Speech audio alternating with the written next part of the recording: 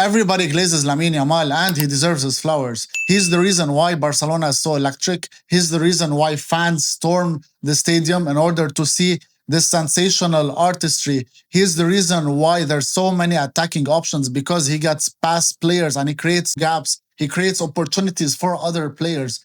And he's the reason why everyone is better on the pitch. We saw it today. Once he got injured, once he got subbed off, we were this. And this, not good. We were this null without him. We were a shell of ourselves. We couldn't create, we couldn't attack, we didn't produce anything. Besides that, the other team was playing haram ball. You know, they were dedicating this game, I guess, to Simeone, but we weren't the Barcelona that we are accustomed to see. Before we get into the game, I want to address Lamine's injury, and I've seen reports about a hamstring tear, which would be a big blow if it's that serious. A big blow for all the fanatics, whether you're Madridista or Atletico or Barcelona, it doesn't matter, bro. You want to see this kid shine. You want to see him perform on the biggest stage in the most prestigious competition, man.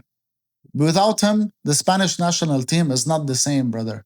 So I hope it's not that serious. I hope he recovers very well. Now, back to the game.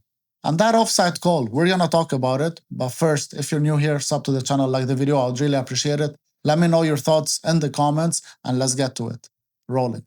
Starting with the first minute, Ferran Torres nicks the ball from Celta Vigo, and he releases Lamine Yamal. He goes in the box, low-driven shot to the keeper's bottom right, goes into side netting. And right after, guys, right after, Celta Vigo goes on a counter, and they tested Juan Garcia with a tremendous, sensational save, man. In the first minute, it could have been 1-0. It could have been 1-1.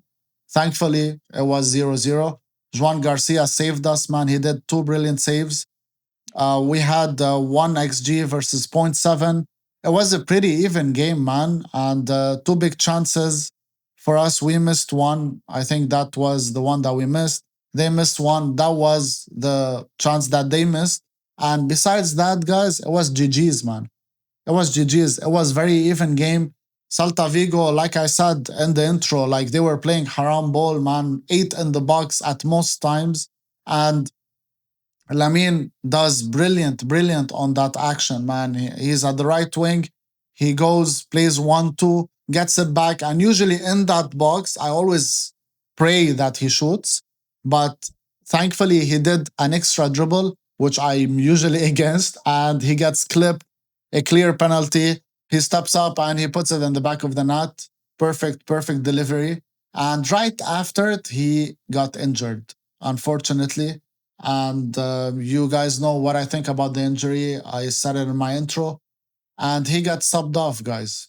And it was heartbreaking to see, man, because after that, we weren't even a team, man. We were a shell of ourselves. We weren't at the level that we're accustomed to seeing. And it's unfortunate, man. In the second half, it was totally a different game, man. Celta Vigo pressed us, and they created more chances. They had one big chance. Again, Juan Garcia saved us, man, like crazy. And one thing that I noticed is that he is reading more the passes. You know, when they break the offside trap, and the winger goes through and he passes it to the striker, he's reading that. He's intercepting that better now, thankfully. And yeah, it was pretty even, man. We had 4 shots in a whole half, which is pretty bad. 1 on target. Dani Olmo had a few chances, bro. He missed both of them. I'm just going to talk about the lineup here and about the players, okay? Ferran was very good today. Dani Olmo, very poor. 2 chances. He missed both of them. Gavi, I don't like his positioning, bro, on the left wing. Either put him as a CDM next to Pedri, or like just don't play him. Don't play him on the wing, bro. You put Fermin on the wing, and still same reason, bro. He was isolated. He has a better work rate than Gavi. However, he didn't really create anything. Like he was, battling. You heard the crowd chanting Fermin, which was amazing to see. But again, like he's so isolated on the left. And when Marcus Rashford came on, guys, he played him as a striker instead of dropping him to the wing and maybe play Fermin as a striker. I don't know what Hansi is cooking, man. I don't know. I'm just opposing these two changes. Uh, Eric Garcia, sensational, man. This guy. Gerard Martin, bro, he's a beast. Cancelo, man, read a few, intercepted a few plays, bro. And right after he got injured, he got subbed off, unfortunately. But these three here, they were amazing, bro. Gerard Martin, Kubarsi, Kunde, sensational. Pedri, sensational. And I want to stress on something, okay? The reason why Pedri needs De Jong and why De Jong needs Pedri is because these two, they function together, bro. They complement each other so well that when Pedri goes forward, guys, okay? I'm just talking about the midfielders here, okay? Forget about the front. But let's say Pedri goes here. De Jong has the ability to cover all of this area by himself.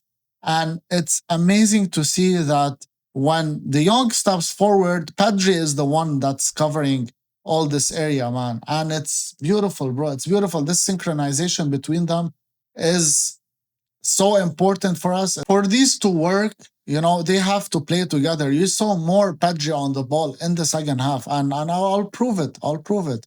If you go here, Pedri, can we see per half or we can't? We can't see per half. He wouldn't have 109 touches if De Jong didn't come on, man. And look at this heat map. He's everywhere. He's everywhere. He's attacking. He's breaking through on goal, man. He took a shot. He got on target. It was a good shot. He created a chance for Ferran and he scored. Ferran scored. Guys, this is the moment. This is the moment that Pedri played the pass, played the through ball. And look at Ferran Torres, okay? Look at Ferran Torres. Like, come on, guys. You're going to tell me that this is normal? You're going to tell me that this is offside? How is it offside, brother? How is it offside? Look at this image, bro. Look at this funny this funny image, man. How is this offside, bro? Like talk to me, tell me, bro. Like, how is this offside? Like, oh, it's here, but it's here. Like, bro, it doesn't make sense to me. If it's not obvious, bro, just don't call it. Plain and simple, bro. If it's not clear, if it's not obvious, don't call it. What is this, brother? What is this, man? We're calling this offside nowadays, man? Like, what are we doing, bro? This is VAR, bro. It doesn't make sense.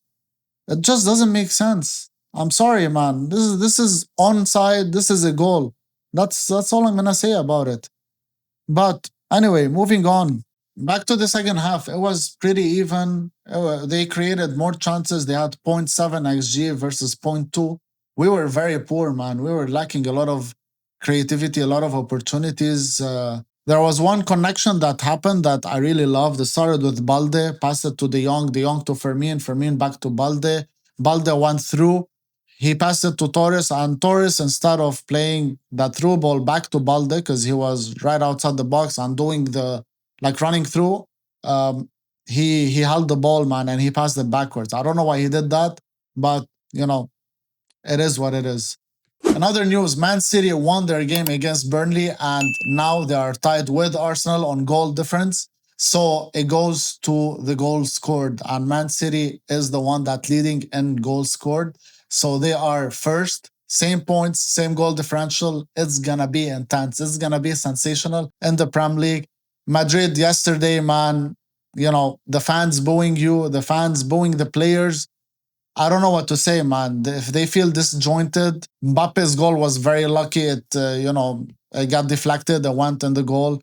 Vinny's goal was sensational, and he apologized to the fans. And man, Mbappe isn't serious, bro. I'm sorry to say that, but Mbappe is not serious, man. And the player of that caliber, he has to have a sit down, bro. They have to sit down and talk. If he's the problem, bro, sell him. If Vinny is the problem, sell him. But these two together, bro, so disjointed. At times, Vinny, had chances to create.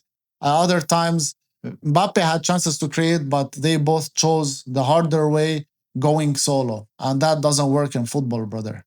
3 points in the bag, 9 points ahead of Real Madrid. Let's stay focused. Let's close strong. Few games remaining, and we will win La Liga. I'll see you guys soon. Thanks for sticking around. At ease!